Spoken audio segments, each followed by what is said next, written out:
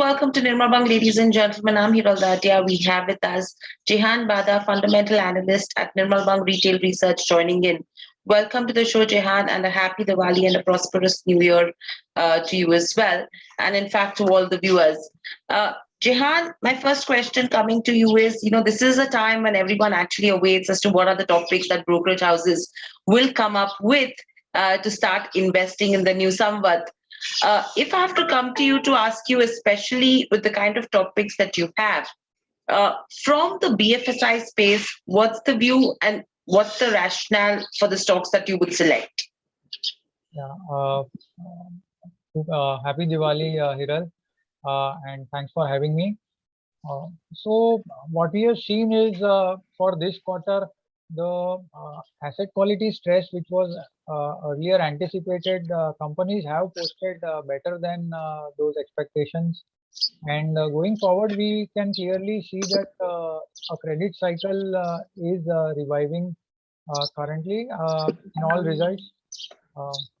Especially for leading banks like ICICI, HDFC, and Kotak, uh, have staged a very strong, sequential growth in loan growth. So going forward, maybe couple of quarters down the line, we do feel that credit growth will look much better than what it is currently. So based on that,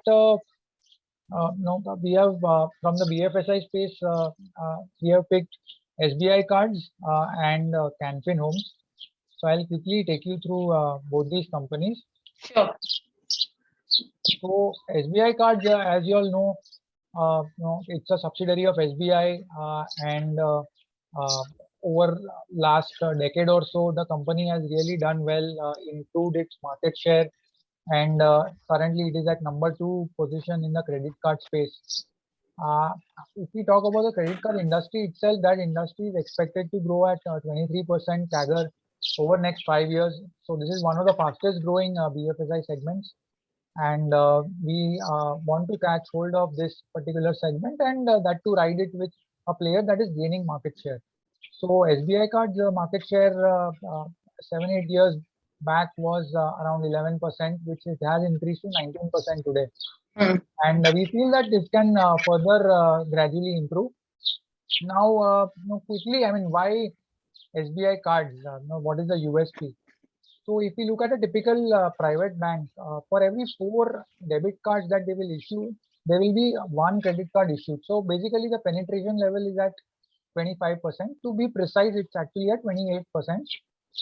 Whereas in case of SBI Cards, if you look at the ratio of debit card to credit card, for every 30 debit cards, SBI Cards issues just 1 credit card. So that is the scope for future growth. I mean, so if we just apply this private banking ratio over here, so there is a potential that within the captive customers itself, this one can go up to 7 to 8 credit cards for every 30 debit cards. So that's the potential, 7 to 8 times of growth potential over next decade, which will translate to 20-25% kind of growth just on the number of cards. Then there will be spends growth as well. So we are talking about 25% kind of CAGR, going forward for next 4-5 years. So that is why we have picked SBI Cards. Again, on the asset quality side, the second wave also did not have any major impact. Over the last 3 quarters, if we see, stress book has really come down significantly. In terms of net NPAs, it's back to where it was pre-COVID at less than 1%. So we feel that the worst is behind, and certainly from Q3, Q4 onwards, there will be good, good profits, and ROEs will scale back to where they were pre-COVID at 25% plus levels. So by this year end, we feel that stock has potential to re-rate back to where it listed before COVID, and it offers a good high growth business with decent valuation. So we have a target of 1400 on this. Right. So that's with regards to SBI Cards. Any other stock that you would recommend from the BFSI space? We do like ICICI Bank a lot. but since it has run up a bit, that is the reason that we have not picked it as a Diwali pick. But otherwise, people should look at ICICI Bank. It is going to be the growth leader now, having growing, more than HDFC Bank, and on all parameters, it is basically closing the gap with HDFC Bank, and in terms of valuation, there is still some gap to catch up. From the BFSI space, on the NBFC side, we like one company particularly, which is Can Fin Homes. The reason is that we have been hearing a lot about the impending revival in the real estate space. If you look across numbers, numbers in the real estate industry have started looking up since last 5-6 quarters. And after a 7-year downtrend, we feel that this is the right time to look at the real estate space. And as a proxy play on that theme, we like Can Fin Homes in particular. It's a subsidiary of Canara Bank, and focus out here is shifting from tier 1 cities more towards tier 2, 3, and 4 cities, where there is a lesser competition from large private banks or PSU banks. And accordingly, the ticket size for Can Fin is close to 20 lakhs as opposed to 30, 40, and 50 lakhs, and even higher in case of large banks. So there is basically not much overlap on a customer side, and that's where Can Fin has an edge with the cost of funds, one of the lowest in the NBFC side. It is able to price its loans attractively and grow its book. The hallmark for this particular NBFC has been the asset quality track record, despite of so many hiccups in last several years, be it Demon, ILFS, or even COVID. The gross NPAs have not gone beyond 1% for this company, and even today it is the lowest among NBFCs, and more so around 90% of their loan book is towards housing loans, and just 10% is towards LAP and other kind of loans. Typically, we see that most of the housing finance companies have more exposure to builder developer loans and LAP, where the yields are higher, but also the risks are higher. So that's not the case over here. This is a pure granular NBFC having almost nil exposure to builder or developer loans. So that is what we like in this company, that in terms of safety, it is one of the most sound companies. In terms of salaried exposure, it's at 73% and 27% towards self-employed. So that again gives some comfort. And so we feel that this is the right time to get in this stock. We are expecting loan growth to re-rate from 6-7%, which it has delivered at the start of the year. By this year end itself, we expect that the loan growth should reach to 19% by Q4. And that should lead to a good re-rating in the company, because on one hand you have asset quality completely under control since last many years, plus now growth will come back from single digits to close to 20-odd%. It should stabilize over there, and that should lead to re-rating in the stock. Right. So, Right. So that's with regards to where the BFSI space goes. Jehan, apart from the BFSI space, any other topics that you would recommend? And if yes, a quick rationale on the same and the target price. Yeah, sure. So apart from BFSI, I also look at some mid caps, and among those, I particularly like Acrisil. We have recommended this stock earlier as well in our monthly picks. So Acrisil is the only company in Asia which has the Shock technology, which is a German technology, and that company has outsourced this globally to just 4 companies. Acrisil is one of them and the only one in Asia. The other 3 companies are basically from Germany and UK. So these sports things are basically exported as white labels to retail stores in US and Europe, to companies like IKEA, Grohe, Menards, B&Q, Homebase. These are all big, large, retailers in developed countries. And this is the actually main growth driver for the company. This is around 70-odd% of the revenues, and totally, if we look at the exports for Acrisil, that's around close to 80%, and that's the growth driver. If you look at globally, there is a migration happening from steel sinks, stainless steel sinks towards quartz sinks. It's a better look and feel and a premium sort of finishing and image that a customer will get. So more than half the sinks sold in Europe are already quartz based sinks, whereas that number for US is still low at just 20%.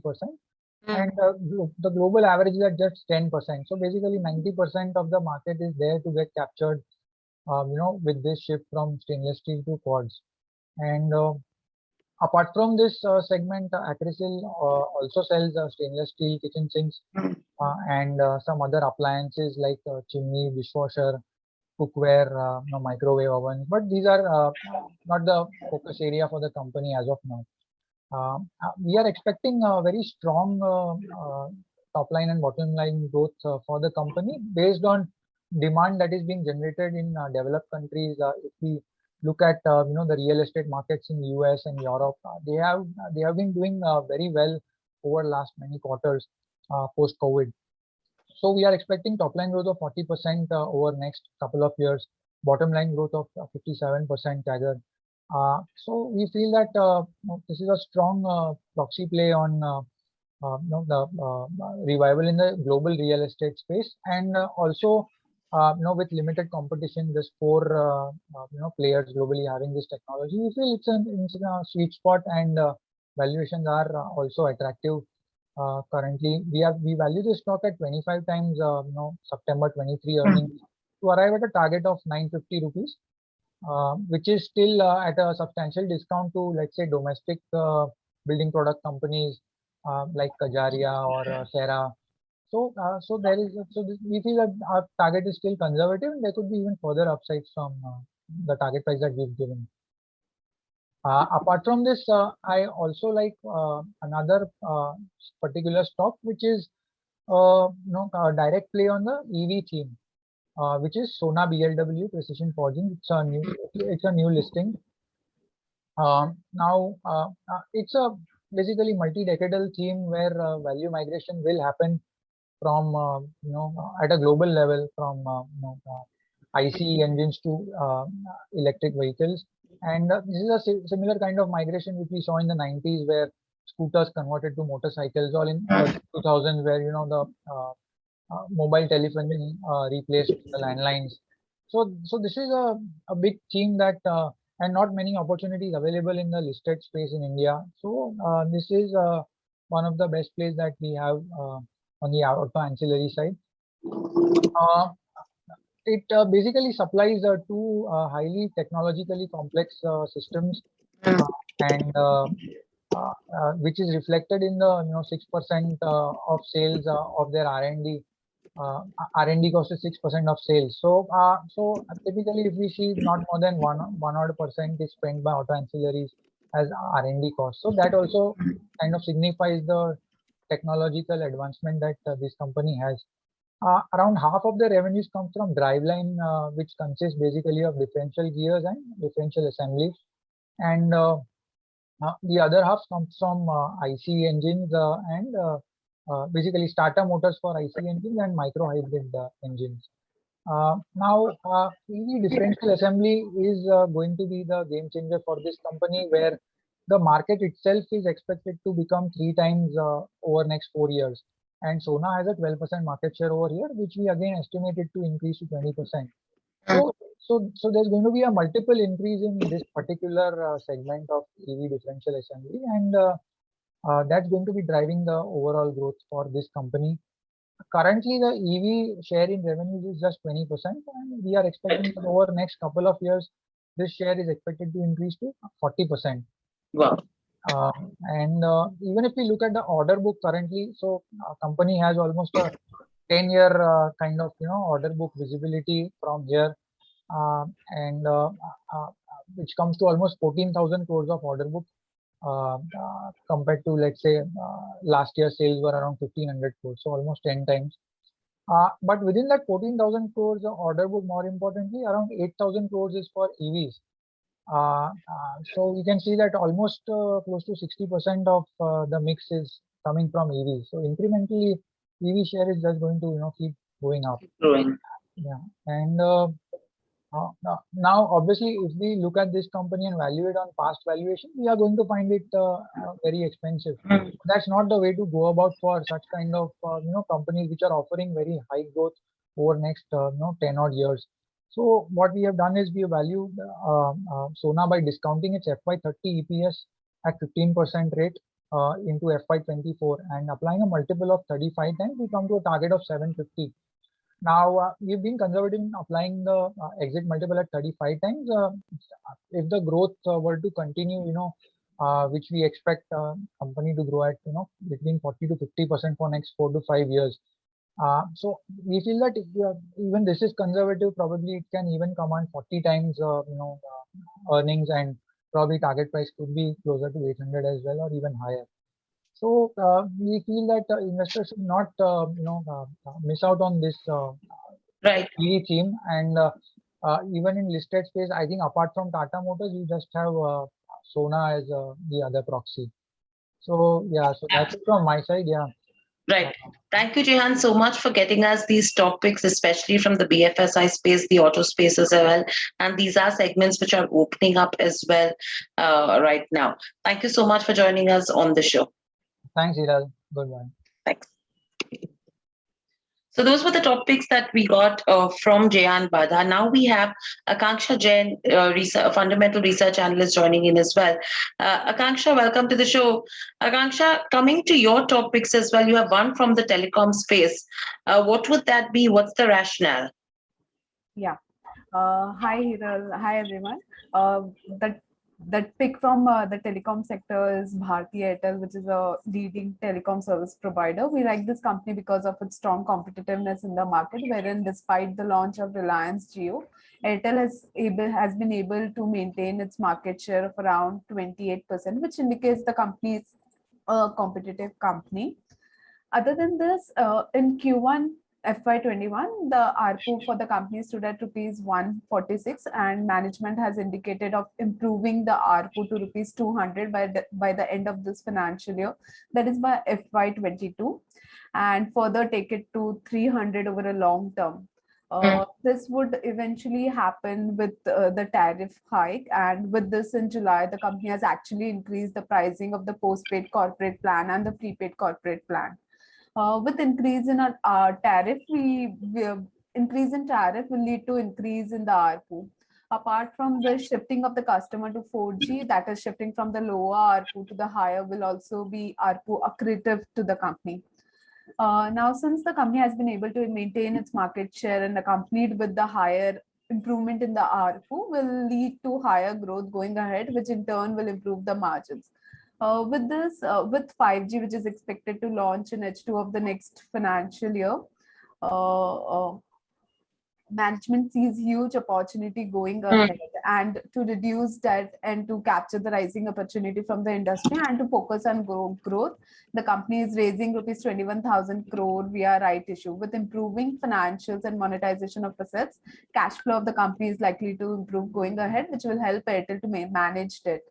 Looking at the competitiveness of the company and the improvement in ARPU, accompanied with necessary steps taken by the management to reduce debt and focus on growth, we feel the future is strong and the stock is available at an attractive valuation. So we have recommended a buy with a target of price of rupees 838. Right, so that's with regards to where Bharti Airtel is concerned. Apart from Bharti Airtel, any other topics that you would want to recommend for the new Samvat? Yeah. So the other pick that we would recommend is Acelia Solution, which is a global provider of technology platform software and services, majorly focused on the travel and transport industry, majorly catering into the airline space. So being Acelia into pay-per-use model, that is a transaction-based business, COVID had led to direct impact on the business, and which can be seen in the financials as well. However, the travel industry is now showing signs of recovery across the globe, and with improving travel demand led by vaccination drive across the countries and easing lockdowns, improved volumes in the airline segment will lead to higher revenues to the company. With lockdown opening, we expect the financials to improve going ahead. Other than this, in 2019, there was a change in the management wherein Warburg Pincus had exited the company has been acquired by Vista Equity Partners, a leading investment firm who invest exclusively in leading software, data, and technology business. We believe the change in the management leads to change in the way of doing business. Other than this, Acelia has acquired Fairlogics, a leading provider of SaaS solution for airline retailing, which has actually helped Acelia to enhance its core portfolio and become an airline-focused platform to address the end-to-end retailing lifecycle. With this, the company is better positioned to partner with the airline to cover the entire passenger journey. The acquisition of Fairlogics has put Acelia at the forefront of digital retail and distribution for airline industry, and it has also doubled the total addressable market for Acelia, which in the long run will help in growing the business of Acelia. Other than this, the company has a track record of being a higher dividend paying company, and we expect the company to pay a higher dividend even going ahead. The company is a debt-free company. ROA of the company stands at 17.7% in FY21, which was impacted due to COVID. However, in FY 2019, ROA stood at 53.8%. So with improving financials, we expect ROA to improve going ahead. So we feel this stock is attractive, and we have recommended a buy with a target price of rupees 1673. Right. So those are the two topics coming in from Akanksha. Bharti Airtel from the telecom space, as well as we've already spoken about the second stock as well. So thank you again, Akanksha, for joining us on the show and getting us your topics. So those were two topics that we got from Akanksha Jain. Now we have Runjhun joining us. Runjhun Jain, fundamental analyst at Retail Research from Nirmal Bang, joining in as well. Runjhun, welcome to the show, and a happy Diwali and a prosperous New Year to you as well. Thank you, Neeral, and thank you, everyone, and wishing a very happy Diwali to all our viewers. Absolutely. Runjhun, coming to you, you have topics which do dominate from the healthcare space, especially. One belongs to a laboratory space where there was a lot of traction on the back of COVID. And secondly, something coming in from the ingredients side as well in the pharma space. If you could just help us understand what those two topics will be from the healthcare space and rationale with their target price. Yeah, thank you, Hiral. So during this COVID, we have seen the importance of health and the use of the healthcare products. So that is how we are still bullish, and we believe this is the people have become more conscious about their overall health, and this is a phenomena we don't think that would go away very soon. So considering that, we have selected two stocks in our healthcare. One is the Laurus Labs, and another is Fermenta Biotech. I'll start with Fermenta Biotech. So this is a nutraceutical company which makes mainly vitamin D3. During COVID, we have seen that there was, till now, there was no official drugs to combat that or to fight with the COVID. So people were recommending the immunity boosters, which one of them was the D3. So D3, if you see, 80% of the worldwide population is actually have a D3 deficiency, which we won't know until unless we do the test. And people have realized this, and that is the importance has increased. Fermenta is one of the very few few company which manufactures D3. In D3, they have a 70% market share. Sorry, the 70% of revenue comes from human and 30% comes from animal, as animals also need D3. This is a basic immunity booster which is now used and mainly used for your bone manufacturing and bone strengthening. So this is a very important mineral and important. I'm sorry, yaar. No, that's okay. Go on. We'll edit that. Okay, so vitamin D3 is a very important ingredient for your bone manufacturing and bone strengthening. So that is how even the animals also need, and human side. I just start with the human side of the Fermenta, because they get 70% of their revenues from the D3 human side, and they hold 25% market share worldwide. in human D3 ingredient. To just go a little backward, how it is manufactured, it is actually getting manufactured from a cholesterol, which we get from the shaving of the wool from sheep. So when you shave the sheep, you get this wool, and with that you get this sticky material, which is a cholesterol and which is used for D3. So human side, as I said, that we have got to know the importance of it. And look, that is why the company was actually working at 100% capacity utilization, and to cater the future need, as I said, that people have become conscious, and this is something not to go away very soon. The company has put up 25% capacity expansion with an investment of 40 crores, which is now getting commenced from this October. This last month, they have started getting the benefit of that. So this is one additional revenue which would come in the Fermenta Biotech.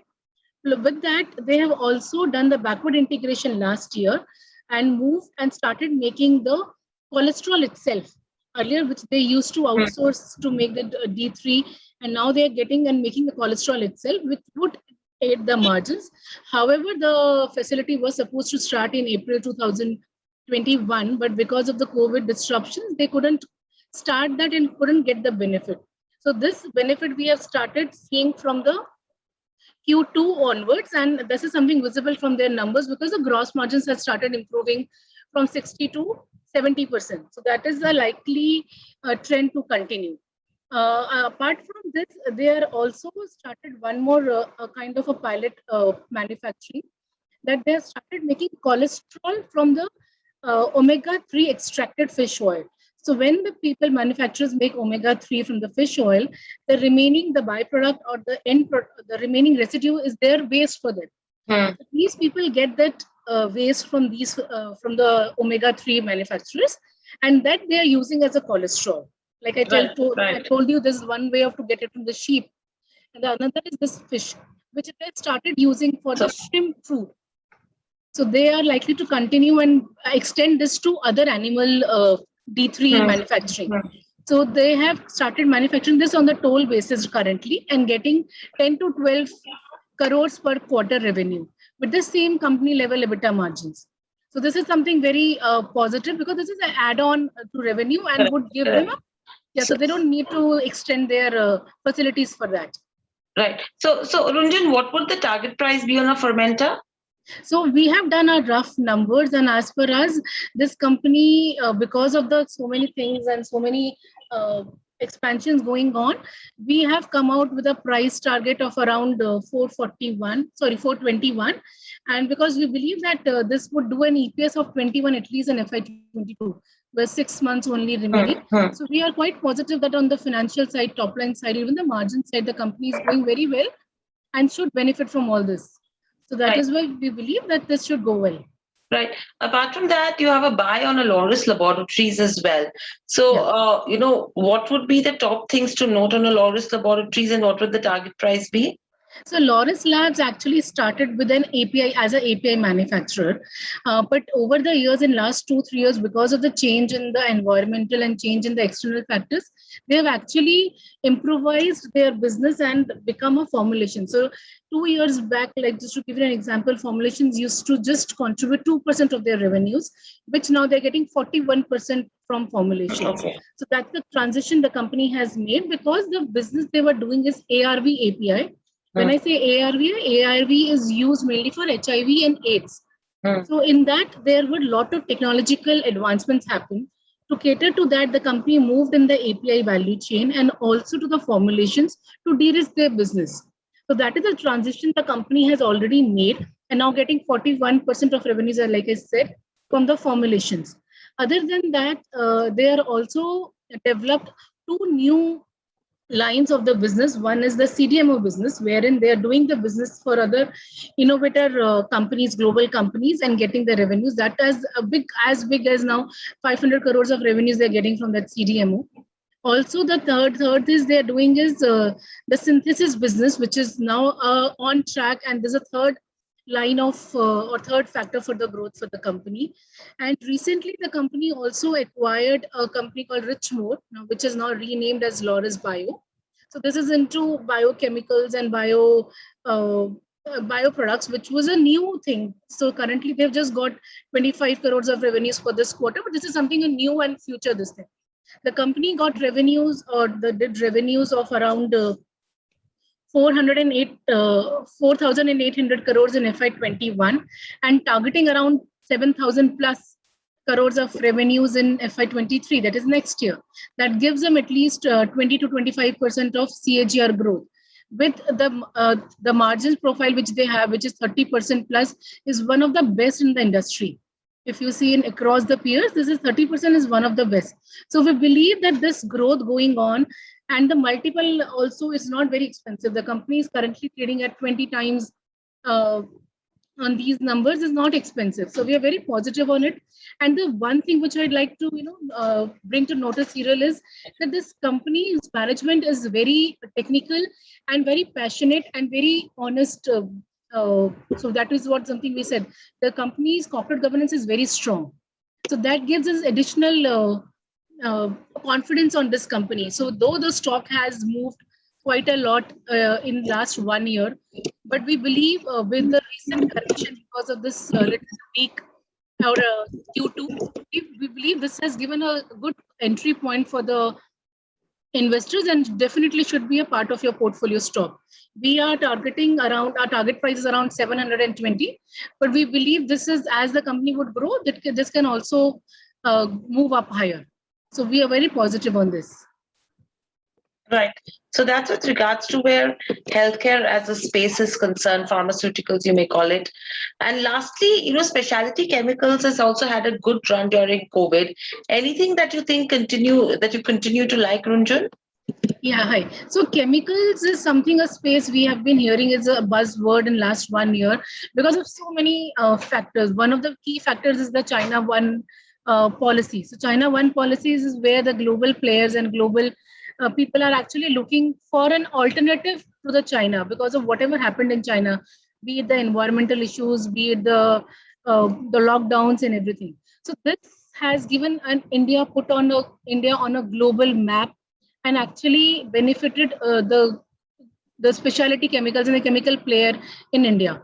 Having said that, Navin Fluorine is the name which we like in chemicals a lot.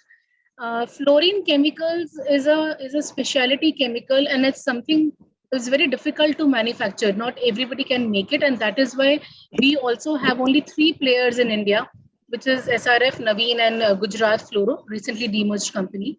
Out of that, Navin and Gujarat Fluoro now are the pure play fluorine chemicals. If you see the fluorine chemicals, as I said, it is difficult to manufacture, but at the same time, it is very effective. And that is why it is now being used in pharma and agro products also. So just to give you an example, that the new molecules which is getting off patent in next 5 to 6 years, 50% of those molecules have fluoro as a molecule. So which is like the kind of growth we can expect in next 5 to 6 years for this fluorochemical technology. Also, this fluoro was actually initially started as a refrigerant which we use as a gas in our ACs. So this is something, but however, due to the environmental issues, the globally it has been decided to reduce that waste, reduce that usage. But as I said, the other parameters and other industries are coming up, which is very, very beneficial because it gives a higher margins to these companies also. So we like Navin a lot because they have a track record to operate in this field. And that is also shows that because recently they have signed a 7-year contract with a global company. The deal size is around $410 million. This is a high performance product. The company is going to manufacture the intermediate and the final product. And this gives a visibility to us. So this is going to start from this year end.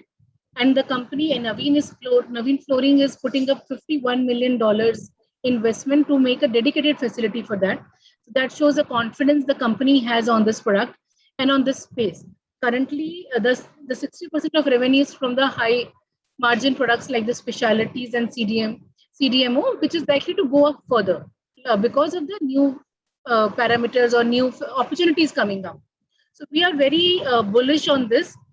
And we believe that this is a space you should look into it. The currently, if you see the valuations, because people have recognized the capabilities required for us, the stock is currently trading around 40 times on FY23 consensus earnings. We believe that not the P multiple, but the revenue growth and the earnings growth would drive the future stock price. And we have given a target of around 4100, and we are positive on this. Right. So those are topics coming in from Runjan as well, Fermenta Biotech, Loris Laboratories, and Naveen Fluorine, three picks that we should be continuously watching out for as well. Thank you, Runjan, so much for joining us on the show. Thank you. So we've got almost around 8 to 10 topics that have come in from three of the members of the fundamental research team, retail research team at Nirmal Bang. And now we have Avish Jain who's joining us as well. Avish, you have one topic that belongs, with regards to where, Sanghi Industries go. If you could just help us understand what is your rationale and, what is the target price we should be looking at? Yeah, so my pick for this Diwali is Sanghi Industries. So Sanghi Industries is a Gujarat-based company engaged in integrated manufacturing of cement and clinker with a 6.1 million ton capacity cement plant and a 6.6 million ton clinker capacity plant. The company has presence in Gujarat, Madhya Pradesh, Maharashtra, and Kerala. Apart from this, it is also one of the largest exporters of bagged cement, exporting to Middle East, Africa, and Indian subcontinent countries. So why we like this company is because in the past two months, we have seen the coal prices being skyrocket to its highest, and Sanghi Industries is one company which uses high quality lignite sourced from GMBC, which helps to compensate the rising coal prices. We feel this company is better placed than its peers because of using lignite. And from past 2-3 quarters, we've seen the company has increased its use of lignite, compensating on coal and petcoke. Further, the company also has its port terminals in Gujarat, Maharashtra, and Kerala, which enables to swiftly supply to its distributors. This also results in cost saving in its freight cost. Now, going forward, we've seen the demand is very strong, driven by infra demand in Western region. And also with the government policies, which going forward, we will see the demand will continue to rise in next 2 to 3 years. The company had recently commissioned its expansion plant of Kutch, which is 2 million ton a cement plant, and a clinker plant which of 3.3 million ton. So the capacity has increased from 4.1 million ton to 6.1 million ton, and the clinker capacity from 3.3 million ton to 6.6 million ton. In the second half of FY22, we will see the impact of this rising capacity, and we believe the volumes. This will reflect on volumes, and the volumes will increase at a CAGR of 21% for next 2 to 3 years. We believe the EBITDA will also grow because of the volume growth, and we expect the EBITDA to grow at 23% at CAGR for next 2 to 3 years. If you see the last year, that is FY21, which was the impacted year because of COVID. So in the first quarter, the volume was around 0.3 million ton, and as compared to the Q1 FY22, we have seen the volume has almost doubled at 0.6 million ton. And going forward with the commissioning of its expansion, we believe the volume will further grow and have an impact on EBITDA and profitability.